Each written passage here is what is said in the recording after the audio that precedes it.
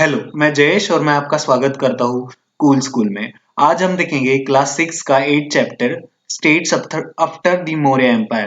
तो मौर्य एम्पायर के बाद में कौन कौन सी स्टेट्स बनी। अब ऐसा क्यों हुआ? क्योंकि जो एक मौर्य एम्पायर था उसके बाद में बहुत सारे किंग्स आए, या फिर मौर्य एम्पायर के ही किंग्स जो बाद के किंग्स थे उनके पास इतना पावर नहीं था, या फिर वो इतने एबल नहीं थे कि वो अपना एम्पायर आगे चला सके या फिर अच्छे से उसको उसका ढांचा संभाल के रख सके। तो जो जो उसके अंदर जो नोबल्स थे या फिर जो सेनापति थे उन्होंने रिवोल्ट्स किया या फिर रिबेलियन किया और अपनी डायनेस्टीज खड़ी की। तो उसमें हम देखेंगे कि शुंग डायनेस्टी आती है, इंडो ग्रीक किंग्स आते हैं, कुषाण किंग्स आते हैं, गुप्ता डायनेस्टी आती है, देन वर्धन डायनेस्टी आती है। और उसके साथ में हमें ये भी देखना है कि नॉर्थ ईस्ट इंडिया अपना जो है सेवन सिस्टर वाला पार्ट, उस टाइम उस पार्ट में भी कुछ एम्पायर या फिर डायनेस्टीज स्टेट्स खड़े हुए, तो वो कौन कौन सी थी और उसमें से इंपॉर्टेंट ही हमें इस चैप्टर में देखनी है। अगर आपने कूल स्कूल को सब्सक्राइब नहीं किया है तो प्लीज जरूर सब्सक्राइब कर लीजिए। इससे हमें इंकरेजमेंट मिलता है और दूसरी बात, इससे आपको हर नए वीडियो का नोटिफिकेशन भी मिलता है। और अब हम अपना अगला वाला चैप्टर आगे पढ़ेंगे। हम देखेंगे कि शुंग डायनेस्टी कैसे पावर में आई। तो शुंग डायनेस्टी कैसे पावर में आई? एम्परर अशोका हुआ करता था, हमने देखा है। एम्परर अशोका के बाद में जो मौर्यन एम्परर थे वो पावरफुल नहीं थे, इसलिए उनकी पावर जो थी वो डिक्लाइन होती गई। इसका मतलब उनका इन्फ्लुएंस कम होते गया। तो जो लास्ट एम्परर था मौर्यन एम्परर, उसका नाम था बृहंदत्ता। तो इस बृहंदत्ता का जो जनरल था पुष्यमित्र शुंगा, इसने इसके अगेंस्ट रिवोल्ट किया, इसको मार दिया और खुद को किंग बना दिया, खुद को किंग रिनाउंस किया। इसके बाद हम देखेंगे कि इंडो ग्रीक किंग्स, ये इंडो ग्रीक किंग कौन थे? तो क्या था कि छोटे छोटे किंगडम्स हुआ करते थे ग्रीक किंग्स के। कहाँ पे? तो नॉर्थ वेस्ट साइड में। किसके? इंडिया के। तो इंडिया के नॉर्थ वेस्ट साइड में छोटे छोटे ग्रीक किंग्स के किंगडम हुआ करते थे, और इन किंग्स को हम कहा करते थे इंडो ग्रीक किंग्स। तो और इनकी खासियत क्या थी? तो ये इनके कॉइन्स बहुत इंपॉर्टेंट हुआ करते थे इन किंग्स के। और क्या ट्रेडिशन था इनके कॉइन्स में? तो इनके कॉइन्स में ट्रेडिशन था कि एक साइड में किंग का इमेज लगाना और दूसरे साइड में किसी डायटी का या फिर भगवान का फोटो लगाना या फिर इमेज लगाना।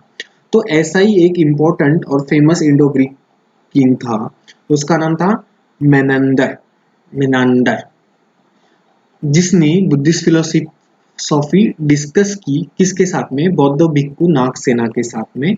और इसको इस टेक्स्ट में मिलिंदा कहा गया है। किसको? मेनंदर को। और इसने जो क्वेश्चन डिस्कस किए भिक्खु नागसेना के साथ में, उससे जो क्रिएशन हुआ बुक का, उसको मिलिंद पन्ना कहा जाता है। यहाँ पे आप इमेज देख सकते हैं कि एक साइड में ये किंग की इमेज है, एक साइड में डाइटी की इमेज है। तो ऐसे इनके कॉइन्स होते थे। आगे हम देखेंगे कुषाण किंग्स। तो कुषाण ये क्या है? कुषाण एक ट्राइब का नाम है।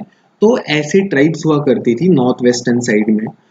उन्होंने नॉर्थ वेस्टर्न में बहुत बड़ा एम्पायर खड़ा किया था, और कश्मीर में भी। तो ये जो थे, ये ऐसे किंग्स थे कि इन्होंने भी कॉइन्स मिंट करने की शुरुआत की थी। मिंट करना मतलब कॉइन्स बनाना, और जिस पे बुद्धा की इमेज हुआ करती थी या फिर अदर डाइटीज की, मतलब अदर गॉड्स की इमेज हुआ करती। तो इसमें से जो इम्पोर्टेंट है कुशाना ट्राइब हो गया। उसमें से कुषाण ट्राइब का इम्पोर्टेंट किंग कौन था? तो एम्परर कनिष्का। ये एम्परर कनिष्का था, ये बहुत इंपॉर्टेंट एम्परर था। इसने क्या किया? अपना एम्पायर था उसको एक्सटेंड किया। कहाँ से? काबुल में। काबुल से, काबुल जो वेस्ट में है वहां से, तो ईस्टर्न साइड में वाराणसी तक। और इसने गोल्ड और कॉपर कॉइन मिंट किए, जो कि नॉर्थ इंडिया में मिलते हैं। इसका मतलब कि इसका इसका प्रूफ है कि ये एम्परर कनिष्क का हुआ करता था। देन फोर्थ बुद्धिस्ट काउंसिल जो है इसके टाइम पे हुई, जो कि कश्मीर में हुई। और इसने एक सिटी स्टैब्लिश की, उसका नाम था कनिष्कपुर। ये आज भी कश्मीर में सिटी है जिसका नाम है कनिष्कपुर। हाँ, आप मुझे एक बताएंगे कमेंट बॉक्स में कि first, second, third Buddhist council कब हुई थी और कौन से एम्परर या किंग ने करवाई थी या फिर उसके टाइम पे हुई थी। देन इसके जो कोर्ट में पोएट अश्वघोष रहा करता था, ये बहुत इंपॉर्टेंट पोएट है। इसने बुद्ध चरिता लिखा, एक टेक्स्ट लिखा और रजसूची लिखा। बुद्ध चरिता एक बुद्धिस्ट बुक है, या फिर कह सकते हैं अपन पुराने जमाने वाली, और रजसूची हिंदुइज्म पे है। और इसके टाइम पे इसके कोर्ट में ही वैद्य हुआ करते थे फेमस, चरक। अपनों को पता होगा, आपने देखा होगा, बहुत बार ये नाम सुना होगा, चरक। चरक ये जो नाम है, ये एक आयुर्वेदाचार्य हो गए थे, ये इनके कोर्ट में हुआ करते थे। फिर हम देखेंगे गुप्ता डायनेस्टी कैसे बनी। तो जब 3rd सेंचुरी एंड होते आई, तो हमने गुप्ता डायनेस्टी का राइज देखा। ये लोग पावर में आए, कहाँ पे पावर में आए, तो नॉर्थ इंडिया में। और नियरली 3 सेंचुरीज, मतलब 3 सेंचुरीज मतलब एक सेंचुरी होता है 100 साल, 100 ईयर्स। तो ये ऐसे 300 ईयर्स, मतलब 3 सेंचुरीज पावर में रहे, मतलब बहुत ज्यादा टाइम पावर में रहे। इनका जो फाउंडर था वो श्रीगुप्त था, और समुद्रगुप्त और चंद्रगुप्त सेकंड, ये इनके इंपॉर्टेंट किंग्स थे, नोटेबल किंग्स थे, किसके, गुप्ता डायनेस्टी के। एक एक करके हम देखेंगे, तो उसमें से पहला जो एम्परर था या फिर किंग था, समुद्रगुप्ता। तो जो चंद्रगुप्त फर्स्ट के टाइम पे एक्सपांशन चालू हुआ था गुप्ता डायनेस्टी का, तो उसका सन समुद्रगुप्ता, उसने आगे इसको बढ़ाया। इसने छोटे छोटे नेबरिंग किंगडम्स को डिफीट किया और अपना एम्पायर आगे बढ़ाया। इसने अपना स्प्रेड जो था एम्पायर का, वो आसाम और पंजाब तक लेके गया। देन ईस्टर्न कोस्टल रीजन में ये कांची, जो कि तमिलनाडु में है, वहां तक लेके गया। देन ये इतना पावरफुल, मतलब हर जगह जीत रहा था, तो इसकी पावर जो थी वो एस्टेब्लिश हो गई। तो किंग इसको डरने लगे। तो जो नॉर्थ वेस्टर्न साइड में है वो किंग्स, और श्रीलंका वाले जो किंग्स थे, उन्होंने इसके साथ ट्रीटी क्या की, फ्रेंडशिप ट्रीटी की। आप हम पे अटैक मत कीजिए, हम आपको कुछ चीजें देंगे। ऐसी ट्रीटी होती है, अभी भी बहुत सारी ट्रीटीज होती है, बायलैटरल ट्रीटीज या फिर मल्टीलैटरल ट्रीटीज। बायलैटरल ट्रीटीज वो होती है जो दो दो दो दो स्टेट के या फिर दो कंट्रीज के बीच में हो। मल्टीलैटरल मतलब दो और दो से ज्यादा कंट्रीज के बीच में, उसको मल्टीलैटरल ट्रीटीज कहा जाता है। और एक पिलर इंस्क्रिप्शन है, कहाँ पे, प्रयाग पे। इसको क्या कहा जाता है, प्रयाग प्रशस्ति कहा जाता है, जहाँ पे समुद्रगुप्ता के कॉन्क्वेस्ट, मतलब उसने कितनी जीत हासिल की और उसकी विक्ट्रीज वहां पे मेंशन है। इसको इलाहाबाद प्रशस्ति भी कहा जाता है। ये हम देखेंगे कि ये गुप्ता डायनेस्टी का एम्पायर है। नॉर्थ वेस्टर्न साइड हो गई, ये आपकी ईस्टर्न साइड हो गई, ये सदर्न साइड हो गई, ये नॉर्दर्न साइड हो गई, ये वेस्टर्न साइड हो गई। इतना बड़ा एम्पायर गुप्ता डायनेस्टी का हुआ करता था। फिर हम देखेंगे कि समुद्रगुप्ता एक एक्सपर्ट वीणा प्लेयर था। वीणा आपको पता होगी, एक ऐसा इंस्ट्रूमेंट, तंतुवाद्य होता है, जो एक और इसको हाथ में लेके बजाते हैं। तो ये एक एक्सपोर्ट वीणा प्लेयर था। इसने कॉइन्स मिंट किए, जहाँ पे वैरायटी ऑफ इमेजेस उस पे थी, ये आप देख सकते हैं। यहाँ पे एक इमेज ऐसी है जिसमें ये वीणा प्ले करते हुए दिखाया गया है, समुद्रगुप्ता। मतलब इससे हमें प्रूफ मिलता है कि एक वीणा प्लेयर था, और मतलब देख सकते हैं कि संगीत में उसकी रुचि हुआ करती थी। उसके बाद में हम गुप्ता डायनेस्टी का सेकेंड किंग देखेंगे, चंद्रगुप्ता सेकेंड। तो आफ्टर समुद्रगुप्ता के बाद में उसका जो सन था चंद्रगुप्त टू, उसने वो थ्रोन पे आया। थ्रोन पे आया मतलब उसको राजगद्दी मिली। तो उसने क्या किया, अपना जो एम्पायर था नॉर्थ वेस्टर्न साइड पे बढ़ाया। उसने वेस्टर्न साइड पे मालवा जीता, गुजरात और सौराष्ट्र भी जीत लिया। उसने एक अच्छे रिलेशंस बनाए किसके साथ में, वाकाटकास के साथ में। वाकाटकास सदर्न साइड में थे।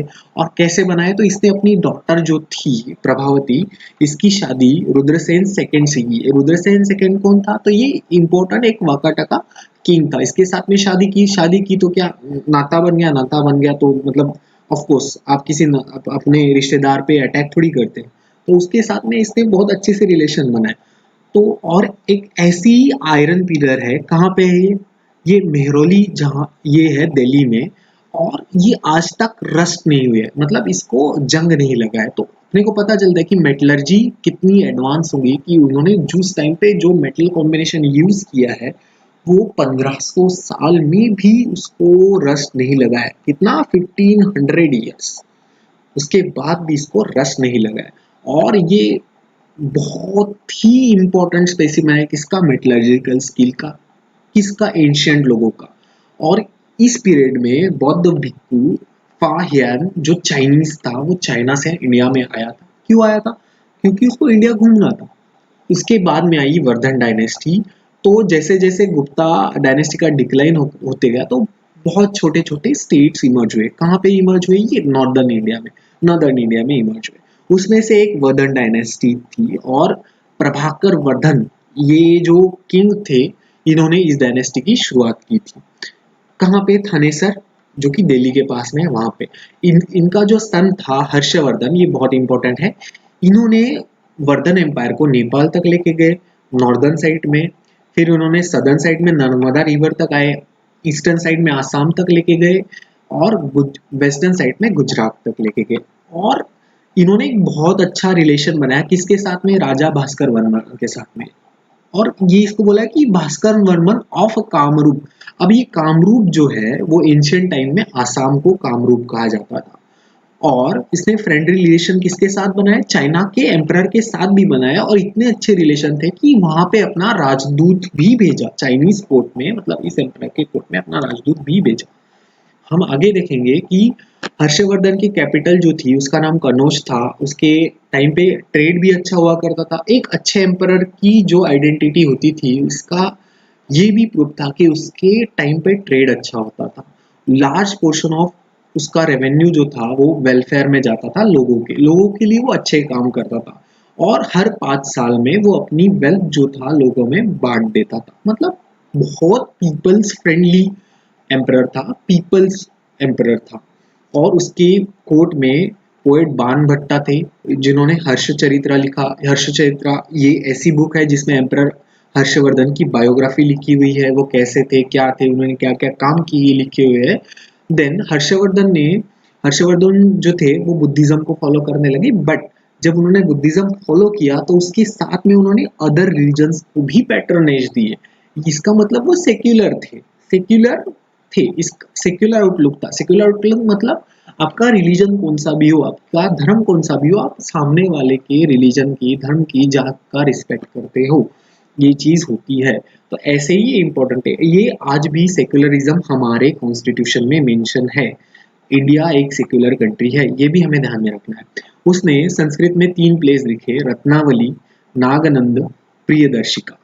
प्लेस लिखे मतलब बहुत ही मतलब आर्टिस्टिक पर्सन हुआ करते थे, या फिर अपन उसको कहते हैं कि लिटरेचर काइंड ऑफ पर्सन हुआ करते थे। उसके टाइम पे बौद्ध भिक्खु यान श्वैंग आए थे, जो इंडिया में आए। कहाँ से आए? चाइना से आए। आगे हम देखेंगे कि यान श्वैंग ने कुछ प्रेज किया आहे महाराष्ट्र के लोगों के बारे में। महाराष्ट्रातील लोकांसाठी त्यांनी काही वर्ड्स, शब्द वापरलेत, आणि his words are: the people of Maharashtra are proud people. They never forget favor done to them, but they do not spare anyone who insult them. They will help another in distress without a care even for their own life. They do not harm anyone who takes refuge with them. इसका मतलब है कि बहुत ही खुद को proud feel कराते हैं महाराष्ट्र के लोग। देन किसी का फेवर कभी नहीं भूलते, और अगर उनकी कोई इंसल्ट करता है तो उसको कभी माफ नहीं करते। और कोई अगर डिस्ट्रेस में है, किसको मदद की जरूरत है, तो अपनी जिंदगी पे खेल के उसकी मदद करते हैं। और जो उनसे हेल्प मांगता है, रिफ्यूज लेता है, वो उसको कभी भी हार्म नहीं करते हैं, कभी भी उसको परेशान नहीं करते हैं। ये बहुत इम्पोर्टेंट लाइन है, क्योंकि हमारा जो ट्रेडिशन है महाराष्ट्र का, वो ऐसा ही हुआ है। छत्रपति शिवाजी महाराज के टाइम पे भी ऐसा ही था, और शायद आज भी ऐसा ही हम सब लोग चाहते हैं। और मैं आशा करूंगा हम सब लोग आगे भी ऐसे ही रहेंगे। फिर जो हमने और एक टॉपिक देखना था यहाँ पे, जो नॉर्थ ईस्ट साइड था, वहां पे कौन कौन सी पावर आई। तो वहां पे हमने एक स्टोरी सुनी है महाभारत में, उसमें एक शादी होती है अर्जुना की और उलूपी की, जो प्रिंसेस थी मणिपुर स्टेट की, ईस्टर्न इंडिया में। और स्टेट ऑफ कामरूप उसमें इमर्ज हुआ 4th सेंचुरी क्राइस्ट ईरा में। कामरूप मतलब मैंने अभी आपको बताया था कि आसाम की बात कर रहे हैं, कामरूप मतलब आसाम की बात कर रहे हैं। और ये जो कामरूप स्टेट था, इसको पुष्यवर्मन ने एस्टेब्लिश किया था। और इसका नेम समुद्रगुप्ता के इंस्क्रिप्शन में भी है। मैंने कहा था कि जो इलाहाबाद प्रशस्ति है, वहां पे इसका नाम मेंशन है। एपिक महाभारता जो है, हमारी जो कथाएं है महाभारत और रामायणा, उसमें इसका कैपिटल का जो है कामरूप, उसको नाम दिया है प्रग ज्योतिष। और इसका कैपिटल जो है ये प्रगज्योतिषपुर। ये प्रगज्योतिषपुर जो एंशियंट टाइम में था उसका आज का नाम है गुवाहाटी, जो कि आसाम में है। और एक बुक है पेरिप्लस ऑफ एथ्रियन सी, इसमें कामरूप को ऐसे मेंशन किया है, कामरूप मतलब आसाम को ऐसे मेंशन किया है, किरहादिया और the region of Kirat people. और कामरूप किंगडम जो था वो ब्रह्मपुत्रा रिवर बेसिन से लेकर भूटान और कुछ पार्ट जहाँ जिसमें बंगाल और बिहार का भी था। और इस कामरूप जो था उसके जो किंग था भास्कर वर्मन, इसके टाइम पे युआनशांग ने कामरूप को विजिट किया था। मैंने अभी अभी युआनशांग का बहुत इंपॉर्टेंट आपको टेक्स्ट बताया जिसने उसको महाराष्ट्र के लोगों के बारे में बात की है। अगर मैं आपको रिक्वेस्ट करूंगा कि कूल स्कूल को आपने सब्सक्राइब नहीं किया हो तो आप सब्सक्राइब जरूर कर लीजिए, क्योंकि ऐसे इंपॉर्टेंट लेक्चर्स जो है आपको फ्रीली मिलेंगे और उस जैसे ही लेक्चर अपलोड हो जाएगा आपको नोटिफिकेशन मिल जाएंगी। अगर आपको ये मेरा एक्सप्लेनेशन पसंद आया तो वीडियो को जरूर लाइक करिए, इसको शेयर भी करिए और सब्सक्राइब करना ना भूलिए। और हमारे प्रीवियस वीडियोस है वो भी देखना ना भूलिए। Thank you.